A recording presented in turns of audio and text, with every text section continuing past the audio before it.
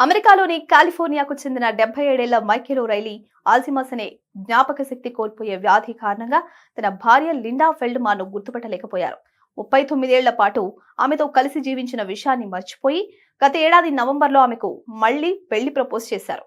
ఈ క్రమంలో 2026 జనవరి 10న వారు ఒక కేర్ సెంటర్లో తమ కుటుంబ సభ్యుల సమక్షంలో రెండోసారి పెళ్లి చేసుకున్నారు. 7 ఏళ్ల క్రితట మైకేల్ కి అల్జీమర్స్ వ్యాధి ఉన్నట్లు నిర్ధారణ అయింది.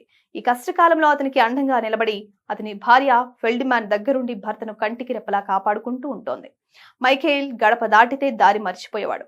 చివరికి నిరంతరం తనకు సేవలందిస్తున్న భార్యను కూడా మర్చిపోయాడు. దీంతో ఆయన ది ఐవీ అనే సంరక్షణ కేంద్రంలో చేరాడు. ఫెల్డ్మాన్ తన భార్య అనే విషయం మర్చిపోయాడు. కానీ విచిత్రంగా 39 ఏళ్ల తరువాత ఆమెతో మళ్లీ ప్రేమలో పడ్డాడు. నన్ను పెళ్లి చేసుకుంటావా అని ధైర్యంగా అడిగేశాడు. దీంతో ఆమె మాట్లాడకుండానే ఓకే చెప్పేసింది.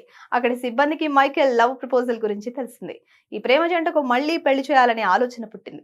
జనవరి 10న హోం సంరక్షకులు, స్నేహితులు, కుటుంబ సభ్యుల సమక్షంలో ఒక ఆత్మీయ వేడుకలో వారిద్దరూ మరోసారి వివాహ బంధంతో ఒకటయ్యారు.